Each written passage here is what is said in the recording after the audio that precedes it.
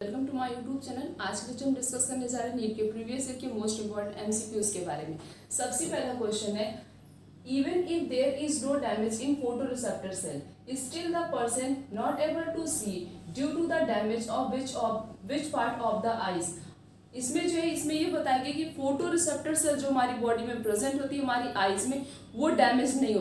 और दो photo receptor cell present होती है, कौन कौन सा होता है, एक रॉड होता है और एक कोन्स होता है। इन दोनों में कोई भी डैमेज नहीं हो, मीन्स ये दोनों जो है एकदम सही है, उनमें कोई डैमेज नहीं हुआ, फोटो रिसेप्टर सेल डैमेज नहीं हुई है। बट पर्सन जो है उसको सुनाई नहीं दे रहा है, still to see due to the damage of which of the eyes.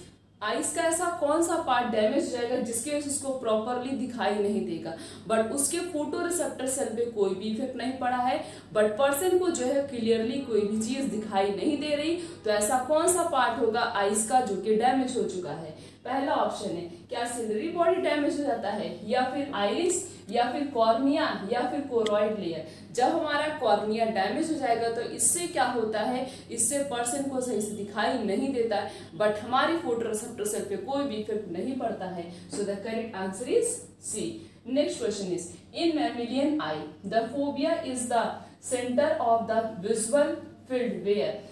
Mammalian eye में जो फोबिया होता है वो किसका सेंटर होता है? विजुअल सेंटर होता है। ये सेंटर कहाँ प्रेजेंट होता है, किसके लिए रिस्पॉन्सिबल होता है? पहला ऑप्शन है, क्या इसके पास ज्यादा रॉड्स प्रेजेंट होते हैं कोन्स के कंपैरिजन में, या फिर high density of the cones occur but has no rod, या इसके पास कोन्स की डेंसिटी ज्यादा होती मीन्स उसके पास कोन्स ज्यादा प्रेजेंट होता है as compare to rod. Next है, the optic nerves leave the eyes, या फिर वहां पे ऑप्टिक नर्व्स नहीं प्रेजेंट होती हैं, या फिर सिर्फ और सिर्फ रॉड्स प्रेजेंट होता है। मैमिलियन आई जो फोबिया सेंटर होता है विजुअल फील्ड के रिस्पॉन्सिबल किसके लिए होता है? हाई डेंसिटी ऑफ कोन्स, ये कोन्स के लिए ज्यादा रिस्पॉन्सिबल होता है as compare to rods. Rods का वहां पे फॉर्मेशन ही नहीं होता है। So the correct answer is B. The next question is, removal of proximal tubule from the nephron will result of. अगर पीसीटी को रिमूव कर दिया जाएगा तब क्या होगा? पहला ऑप्शन है, मोर कंसंट्रेटेड यूरिन, क्या यूरिन ज्यादा कंसंट्रेटेड प्रोड्यूस होगा, या फिर no change in the quality and quantity of urine, या फिर यूरिन की क्वालिटी और क्वांटिटी पे कोई भी इफेक्ट नहीं पड़ेगा, या फिर नो यूरिन फॉर्मेशन, या फिर यूरिन का फॉर्मेशन ही नहीं होगा, या फिर जो है ज्यादा डाइल्यूटेड यूरिन प्रोड्यूस होगा। इसमें यह बताया गया है कि पूछा गया है अगर पीसीटी को प्रॉक्सिमल कॉन्वोल्यूटेड ट्यूब्यूल को बॉडी से रिमूव कर दिया जाए तो किस पे इफेक्ट करेगा। उस कंडीशन में अगर पीसीटी को रिमूव कर दिया जाएगा तब उस कंडीशन में क्या होगा? मोर डाइल्यूटेड यूरिन सिक्रीट होगा। यूरिन कैसा सिक्रीट होगा? ज्यादा ही डाइल्यूट सिक्रीट होगा। So the correct answer is D. Next question is, which is not correctly matched. इन चार में से ऐसा कौन सा है जो प्रॉपरली अपने फंक्शन के अकॉर्डिंग मैच नहीं कर रहा है? पहला ऑप्शन है हेनली लूप। हेनली लूप का काम क्या होता है? कंसंट्रेशन ऑफ यूरिन, यूरिन को क्या करता है? मोर कंसंट्रेटेड बनाता है। उसके बाद रोमन कैप्सूल का काम क्या होता है? रोमन कैप्सूल जो है वो ग्लोमेरुलर फिल्ट्रेशन में हेल्प करता है। कलेक्टिंग डक्ट क्या करता है? ये इंटेस्टिशियल ऑस्मोलैरिटी को क्या करता है? मेंटेन करता है। बट जो डीसीटी हमारी बॉडी में प्रेजेंट होता है ये ग्लूकोज और अमाइनो एसिड के एब्जॉर्प्शन में हेल्प नहीं करता है। तो यही फंक्शन डीसीटी का फंक्शन यहाँ पे क्या है? इनकरेक्टली मैच कर रहा है। यहाँ पे पूछा गया ऐसा कौन सा फंक्शन है जो अपने मतलब ऐसा कौन सा इसमें मैचिंग है जो प्रॉपरली मैच नहीं कर रहा था। यहाँ पे पीसीटी अपने फंक्शन के अकॉर्डिंग मैच नहीं कर रहा है। So the correct answer is B. Next question is, which part of nephron involve in active reabsorption of sodium is. Nephron का ऐसा कौन सा पार्ट है जो कि सोडियम के एब्जॉर्प्शन में हेल्प करता है? पहला ऑप्शन है, क्या बोमेन कैप्सूल करता है, या फिर descending limb of loop of Henle करता है, या फिर डीसीटी करता है, या फिर पीसीटी करता है। ये सोडियम जो है एक्टिव ट्रांसपोर्ट की हेल्प से एब्जॉर्ब होता है, मींस उसको एब्जॉर्ब करने के लिए एनर्जी की जरूरत पड़ती है, और उसके एब्जॉर्प्शन में हेल्प कौन करता है? पीसीटी करता है, मींस प्रॉक्सिमल कॉन्वोल्यूटेड ट्यूब्यूल करता है। तो नेफ्रॉन का ऐसा कौन सा पार्ट है जो हेल्प करता है सोडियम के एब्जॉर्प्शन में? That is proximal convoluted tubule. So the correct answer is D. The next question is, the maximum amount of electrolytes and water, that is 70 to 80% from the glomerulus filtration is reabsorbed in which part of the nephron? Nephron का ऐसा कौन सा part है जहां पे सबसे ज्यादा absorption होता है, किसका किसका, इलेक्ट्रोलाइट्स का भी होता हो और वाटर का भी होता है। वाटर कितना परसेंट एब्जॉर्ब होता हो, 70 से 80% वाटर और इलेक्ट्रोलाइट्स का एब्जॉर्प्शन होता है। From the glomerular filtration reabsorb in which part of the nephron, nephron के कौन से पार्ट में एब्जॉर्प्शन होता है। पहला ऑप्शन है पीसीटी, क्या प्रॉक्सिमल कॉन्वोल्यूटेड ट्यूब्यूल में होता है, या फिर descending limb of loop of Henle में होता है, या फिर ascending limb loop of Henle में होता है, या फिर डिस्टल कॉन्वोल्यूटेड ट्यूब्यूल में होता है। सबसे ज्यादा एब्जॉर्प्शन इलेक्ट्रोलाइट्स का और वाटर का, दैट इज 70 to 80% किसमें होता है, पीसीटी में होता है। मिक्स प्रॉक्सिमल कॉन्वोल्यूटेड ट्यूब्यूल्स में सबसे ज्यादा वाटर और इलेक्ट्रोलाइट्स का एब्जॉर्प्शन होता है। So the correct answer is A.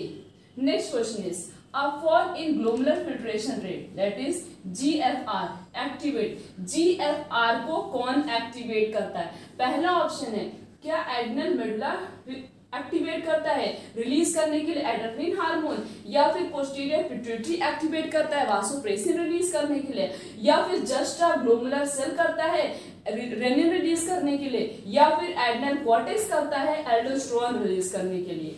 GFR को एक्टिवेट करता है glomerular juxta glomerular cell.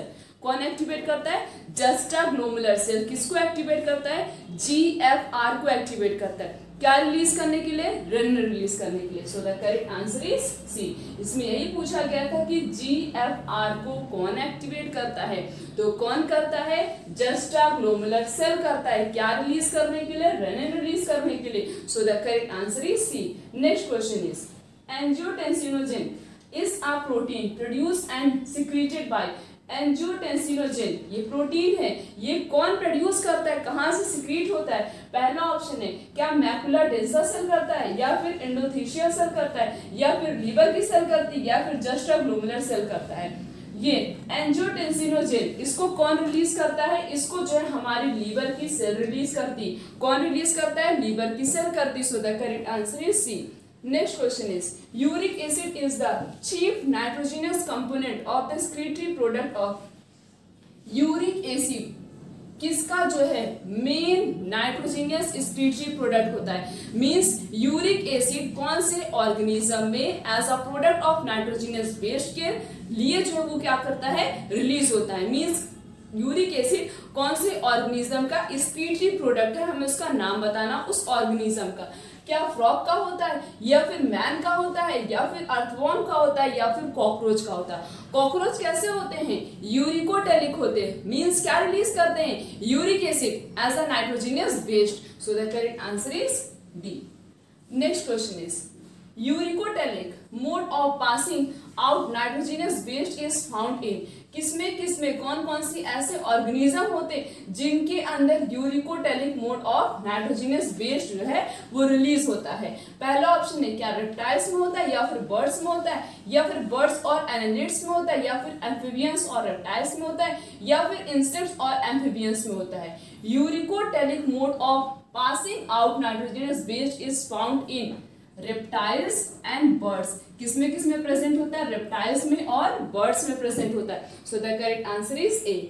Next question is concentration of urine depend upon which organ, urine का कंसंट्रेशन, क्योंकि बोला जाता है वुमेन की यूरिन जो होती है, जो सिक्रीट होती है वो बहुत ज्यादा कंसंट्रेटेड होती है। तो यूरिन के कंसंट्रेशन में कौन सा ऑर्गन है जो हेल्प करता है। पहला ऑप्शन है क्या वुमेन कैप्सूल करता है, या फिर हेनले लूप का लेंथ करता है, या फिर प्रॉक्सिमल कॉन्वोल्यूटेड ट्यूब्यूल करता है, या फिर जो है network of capillaries arising from glomerulus, या फिर ग्लोमेरुलस से जो बहुत सारी नेटवर्क अराइज होती हैं वो करती हैं। हेनले लूप मतलब इसकी जो कंसंट्रेशन होता है, किसका कंसंट्रेशन, यूरिन का कंसंट्रेशन, ये किस पे डिपेंड करता है, हेनले लूप पे डिपेंड करता है। Means length of Henle loop, Henle loop की लेंथ पे डिपेंड करता है कि हमारा यूरिन कितना ज्यादा कंसंट्रेटेड होगा और कितना कंसंट्रेटेड यूरिन क्या होगा बॉडी से सिक्रीट करे होगा। तो इसमें कौन हेल्प करता है, that is length of Henle loop. So the correct answer is B. तो क्वेश्चन है podocyte are present in, podocyte कहाँ प्रेजेंट होता है? पोडोसाइट क्या होता है? माइन्यूट छोटे छोटे पोर्स होते हैं। प्रेजेंट कहाँ पे होता है? पहला ऑप्शन दिया, क्या एफरेंट आर्ट्रियोल में प्रेजेंट होता है, या फिर इफरेंट आर्ट्रियोल में प्रेजेंट होता है, या फिर पेरीट्यूबुलर नेटवर्क में प्रेजेंट होता है, या फिर बोमेन कैप्सूल में प्रेजेंट होता है। पोडोसाइट जो छोटे छोटे माइन्यूट स्पोर्स होते हैं जो फिल्ट्रेशन में हेल्प करते हैं, उसे फिल्ट्रेशन स्लिट्स भी बोला जाता है। और ये प्रेजेंट कहाँ पे होता है? बोमेन कैप्सूल के पास प्रेजेंट होता है। So the correct answer is D. Next question is ornithine cycle operate in, ornithine cycle जो है जो बॉडी में होता है, परफॉर्म होता है, ये ऑपरेट कहाँ पे होता है? मींस कौन सा ऑर्गन ऑपरेट करता है?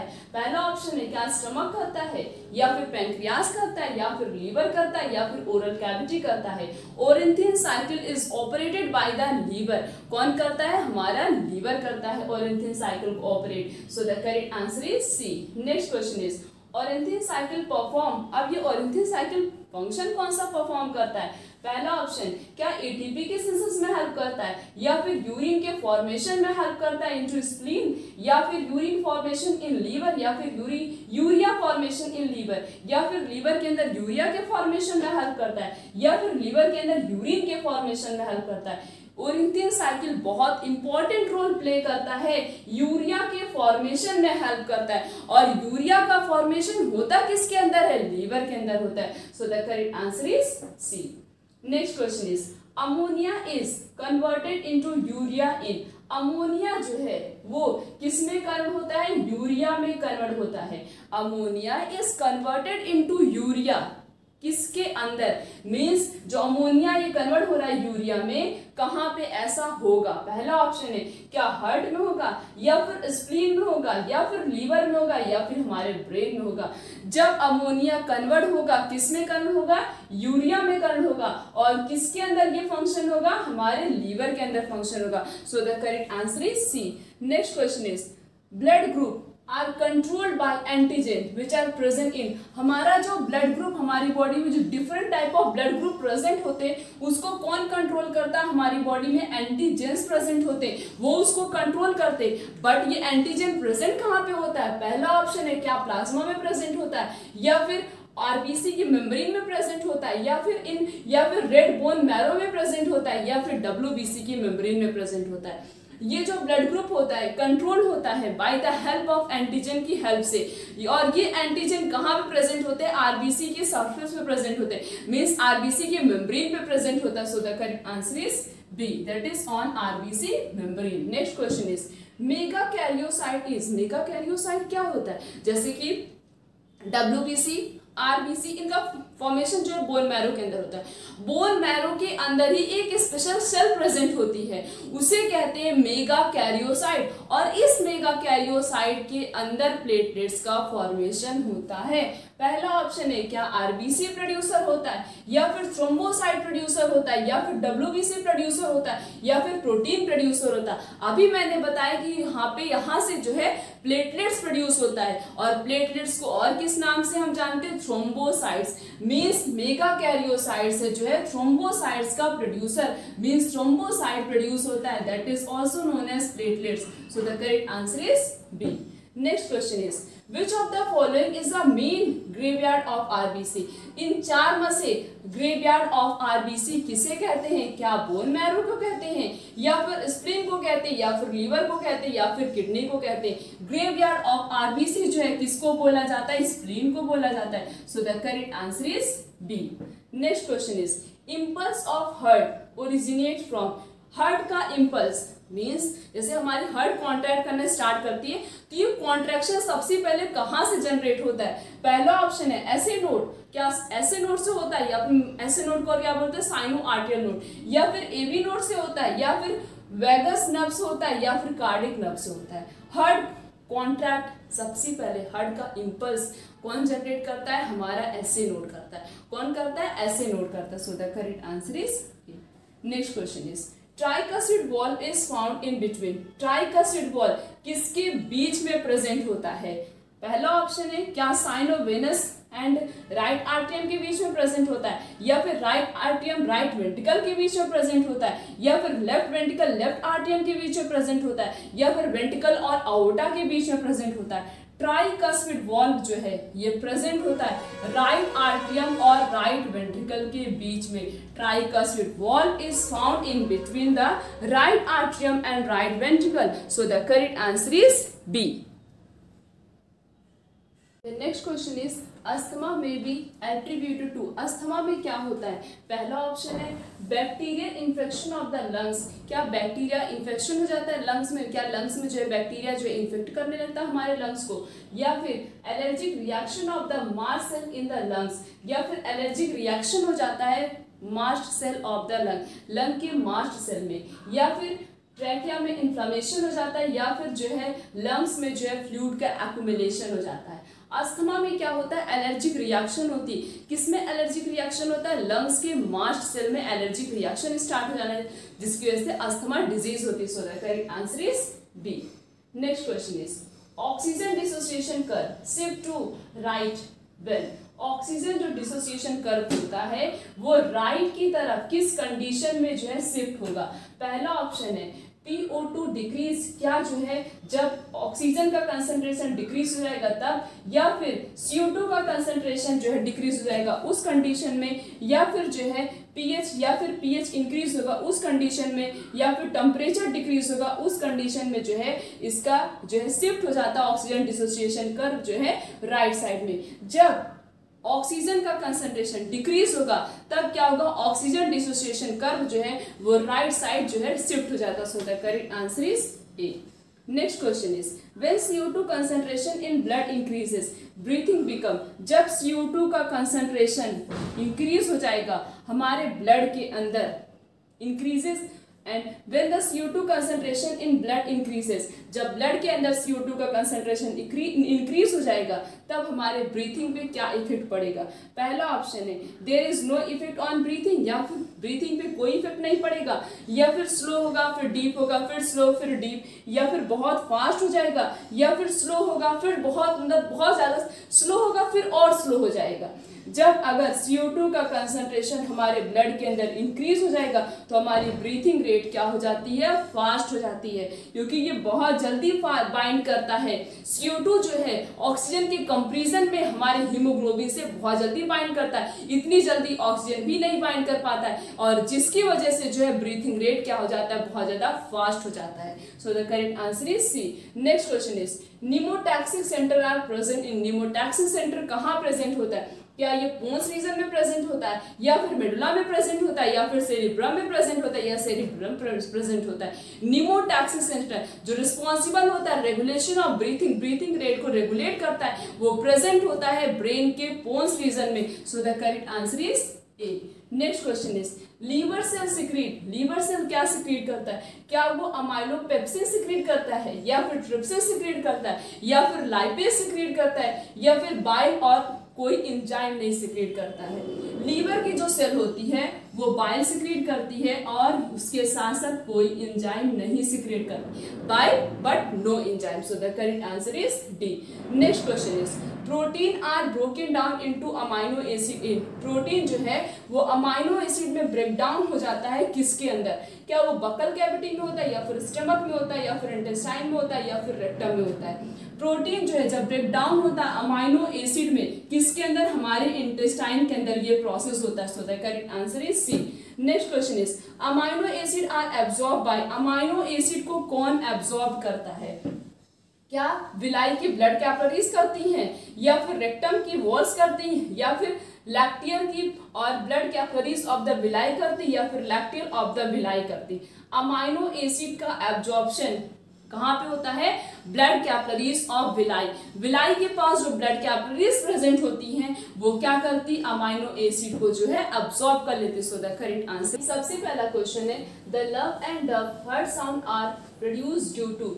लव और हर्ट साउंड जो प्रोड्यूस होता है हमारे हर्ट से वो किस कंडीशन में प्रोड्यूस होता है? पहला ऑप्शन है ओपनिंग ऑफ हर्ट वॉल। क्या हर्ट की जो वॉल्व होती वो ओपन होती तब प्रोड्यूस होता है, या फिर एक्शन ऑफ पैपिलरी मसल्स। हमारी जो हर्ट्स होता है, जैसे ये हमारा हर्ट है, नॉर्मली हर्ट बनाते तो यहाँ पे जो वेंट्रिकल होता है उसमें छोटी छोटी क्या होती है? बहुत सारी छोटी छोटी मसल्स प्रेजेंट होती। इसे क्या बोलते हैं? इसी को कहते हैं पैपिलरी मसल्स। क्या पैपिलरी मसल्स के एक्शन की वजह से लव और डव साउंड प्रोड्यूस होता है, या फिर क्लोजिंग ऑफ हर्ट वॉल या फिर हार्ट की वॉल क्लोज होती उस कंडीशन में लब और डब साउंड प्रोड्यूस होता है, या फिर एक्टिविटी ऑफ पेसमेकर की एक्टिविटी की वजह से जो है लब और डब साउंड प्रोड्यूस होता है। लब और डब साउंड कब प्रोड्यूस होता है? जब right आर्टियम right ventricle, left आर्टियम left ventricle, means जो ट्राइकस्मिड और बाइकस्मिड वॉल प्रेजेंट होती हैं इन दोनों राइट आर्टियम राइट वेंट्रिकल और लेफ्ट आर्टियम लेफ्ट वेंट्रिकल के पास, ये दोनों वॉल क्या होती हैं? जब क्लोज होती हैं, क्लोजनिंग पे ये आवाज आती, ओपनिंग पे आवाज नहीं आती है। तो जैसे ही ये ओपन क्लोज होती हैं तुरंत ही लब और डब साउंड प्रोड्यूस होता है। तो लब और डब साउंड कब प्रोड्यूस होता है? जब हार्ट की वॉल्व जो है क्लोज होती हैं उस कंडीशन में लब और डब साउंड प्रोड्यूस होता है। So the correct answer is C, that is closing of heart wall. Opening पे नहीं आवाज आती है, कोई चीज बंद करो तब आवाज आती है, किसी चीज के खुलने पे आवाज नहीं आती है। तो ऐसे ही हार्ट की वॉल्व जब बंद होती है तब आवाज आती है, उसके खुलने पे आवाज नहीं आती है। Next question is blood colloidal osmotic pressure mainly maintained by which plasma protein.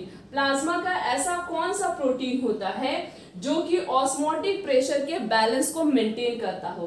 पहला ऑप्शन है क्या ग्लोबुलिन करता है, या फिर एल्बुमिन करता है, या फिर फिब्रिनोजेन करता है, या फिर थ्रोम्बिन करता है। ये प्रोथ्रोम्बिन और जो फिब्रिनोजेन ये दोनों का रोल किस में होता है? ये दोनों ब्लड क्लॉटिंग में हेल्प करते हैं। उसके बाद है क्या एल्बुमिन। एल्बुमिन क्या करता है? एल्बुमिन का काम क्या होता है? ये ऑस्मोटिक बैलेंस को मेंटेन करता है हमारी बॉडी के अंदर। और ग्लोबुलिन क्या करता है? ये डिफेंस मैकेनिज्म की तरह एक्ट करता है। मींस जब कोई पैथोजन हमारी बॉडी में इंटर करता है तो वो उससे क्या करता है? फाइट करता है। तो यहाँ पे एल्बुमिन क्या करता है? और albumin can maintain the osmotic balance in our body. So the correct answer is B. Next question is mammalian RBC जो मैमल्स की आरबीसी होती है उसका शेप कैसा होता है, मींस उसका नेचर कैसा होता है? पहला ऑप्शन क्या वो बाइकॉन्केव सर्कुलर और नॉन न्यूक्लिएटेड होता है, या फिर बाइकॉन्केव न्यूक्लिएटेड होता है, या फिर ओवल न्यूक्लिएटेड होता है? देखो हमारी आरबीसी तो न्यूक्लिएटेड होती ही नहीं है, न्यूक्लिएटेड नहीं होती। हमारी आरबीसी के पास न्यूक्लियस नहीं प्रेजेंट होता है, उसके पास न्यूक्लियस एब्सेंट होता है, जिसकी वजह से उसकी लाइफ साइकिल जो होती है मींस लाइफ स्पैन तभी तो आरबीसी का ज्यादा होता है एज कंपेयर टू डब्ल्यूबीसी। उनके पास प्रेजेंट होता है न्यूक्लियस, बट आरबीसी के पास न्यूक्लियस नहीं प्रेजेंट होता है। तो यहाँ पे ये दो ऑप्शन तो बिल्कुल ही नहीं हो, क्योंकि इसमें लिखा है कि न्यूक्लिएटेड नहीं होती हमारी आरबीसी। हमारी आरबीसी कैसी होती है? उसका शेप होता है बाइकॉन्केव शेप का होता है, सर्कुलर और नॉन न्यूक्लिएटेड होता है। So the correct answer is A. Next question is globulin protein of blood pressure mainly involve in the. Globulin protein जो होता है ये किसमें हेल्प करता है? क्लॉटिंग में तो नहीं करता, क्योंकि अभी हमने बात की है फिब्रिनोजेन क्या करता है? क्लॉटिंग में हेल्प करता है। ऑस्मोटिक बैलेंस में कौन हेल्प करता है? एल्बुमिन करता है। बचा क्या? Defence mechanism. इसका मतलब हमारा ग्लोबुलिन क्या करता है? डिफेंस मैकेनिज्म में हेल्प करता है। नीट में सबसे बेस्ट तरीका होता है पेपर सॉल्व करने का, जैसे अगर हम क्वेश्चन पढ़ लिए, जैसे हमने ये पढ़ लिया, हमें पता नहीं ग्लोबुलिन का काम क्या होता है। अगर हमें दो का फंक्शन पता है, मींस फिब्रिनोजेन को क्लॉटिंग में कौन हेल्प करता है और जो है ऑस्मोटिक बैलेंस को कौन मेंटेन करता है, तो हम इजीली सॉल्व कर सकते हैं। तो इस तरीके से पहले हम क्वेश्चन पढ़ेंगे, फिर चारों ऑप्शन पढ़ेंगे, उसके बाद जो उससे रिलेट कर रहा है उसी पे हम टिक करेंगे। ये नहीं कि हमने थोड़ा सा पढ़ लिया उसके बाद टिक कर देंगे। ये जरूर देखना है कि कौन स्टेटमेंट में से ज्यादातर कैसे पूछा था? करेक्ट इनकरेक्ट पूछा था, कौन सा स्टेटमेंट मिसमैच कर रहा है, कौन सा मैच कर रहा है, कौन सा इसके लिए नहीं होगा। तो इस तरीके से अगर हम क्लियरली पढ़ेंगे तब क्या होगा? इजिली हमारा क्वेश्चन हो जाएगा। आज जैसे यहाँ पे हमें पता चल गया कि क्लॉटिंग में कौन हेल्प करता है? फिब्रिनोजेन करता है। ऑस्मोटिक बैलेंस में कौन हेल्प करता है? ऑस्मोटिक बैलेंस में जो एल्बुमिन करता है। बचा क्या? नन तो होगा नहीं। बचा क्या? Defence mechanism. इसका मतलब ग्लोबुलिन क्या करता है? डिफेंस मैकेनिज्म में हेल्प करता है। So the correct answer is C. Next question is person with dash and dash blood group are called universal recipient and universal donor. जो पहला गैपिंग दी गई, इसमें हमें यह बताना है कि कौन सा ऐसा ब्लड ग्रुप है जिसको यूनिवर्सल रेसिपिएंट कहते हैं, और ऐसा कौन सा ब्लड ग्रुप है जिसको यूनिवर्सल डोनर कहते हैं। पहला ऑप्शन है क्या ए बी निगेटिव को कहते हैं, या फिर ओ पॉजिटिव को कहते हैं, या फिर O positive A B negative, या फिर O negative A B positive, या फिर A B positive O negative. A B positive को क्या बोला जाता है? A B positive is universal recipient and O negative क्या होता है? Universal donor. और ए बी पॉजिटिव क्या होता है? Universal recipient. So the correct answer is D. Next question is ABO blood group grouping is based on, ये जो ABO blood grouping होता है वो किस पे बेस्ड होता है? पहला ऑप्शन है surface antibodies on RBC, second is surface antigen on RWBC, third is surface antigen on RBC and fourth is plasma antigen. ABO blood grouping is based on the surface antigen on RBC. RBC के surface पे जो antigen present होता है उस पे जो है हमारा ब्लड ग्रुप जो होता है ABO ब्लड ग्रुपिंग जो होता है वो उसके ऊपर टोटली बेस्ड होता है. So the correct answer is C. Next question is blood clotting requires.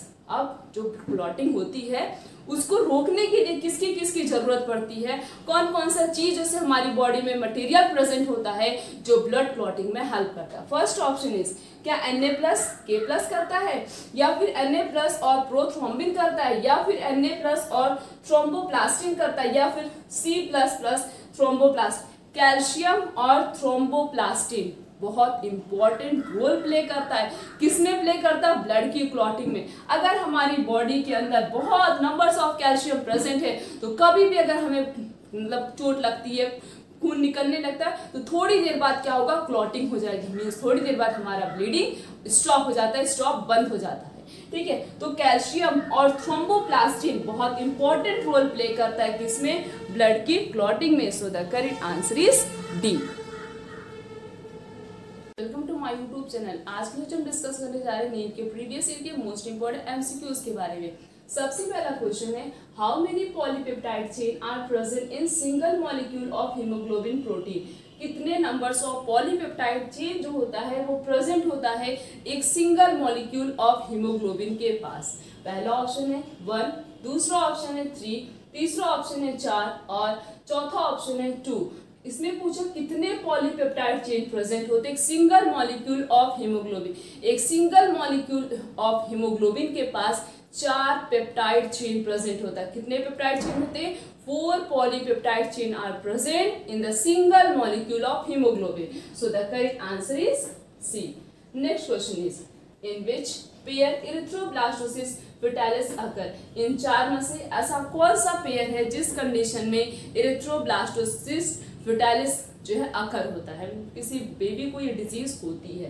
पहला ऑप्शन है क्या जब RH पॉजिटिव मेल होगा और RH निगेटिव फीमेल होगा तब, या फिर RH negative male RH negative female, या फिर RH positive male RH negative female, या फिर RH निगेटिव मेल और RH पॉजिटिव फीमेल.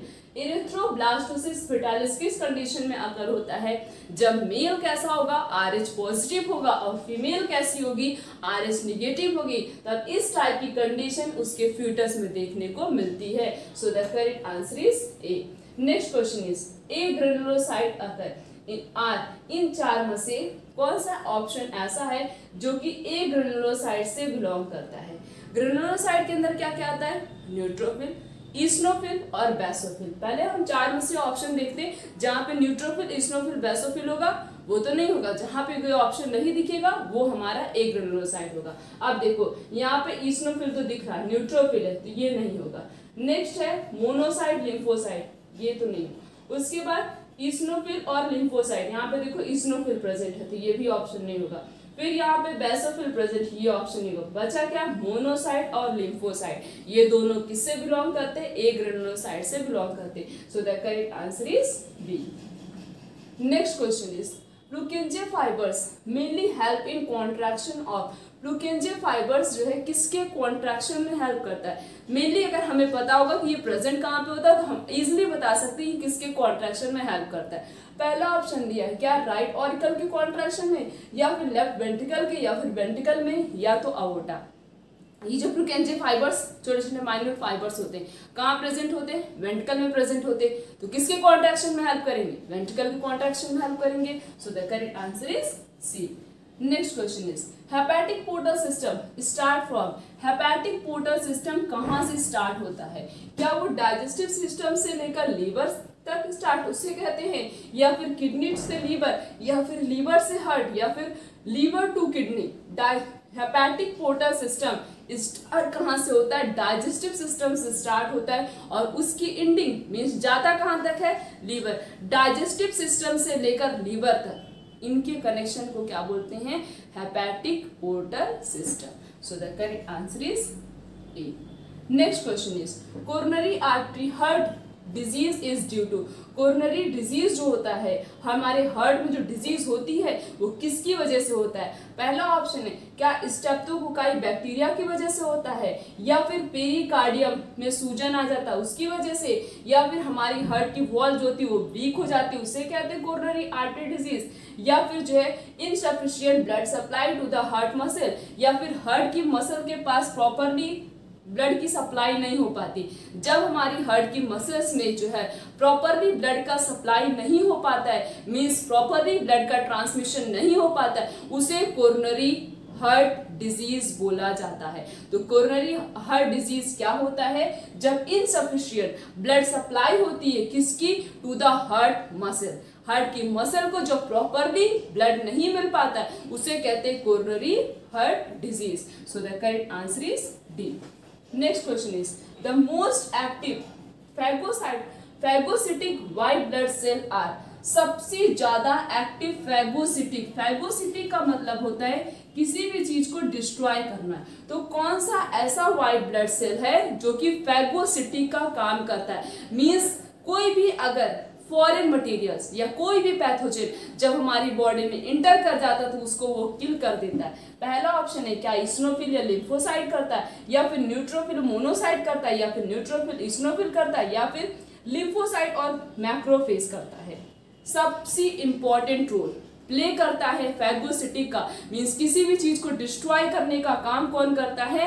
हमारी बॉडी में जो न्यूट्रोफिल्स और मोनोसाइट प्रेजेंट होते हैं, लिखा गया है प्रॉपरली बुक में लिखा गया कि न्यूट्रोफिल और मोनोसाइट दोनों फैगोसिटिक का काम करते हैं. फैगोसाइटोसिस भी बोल सकते हैं, फैगोसिटिक भी हम बोल सकते हैं.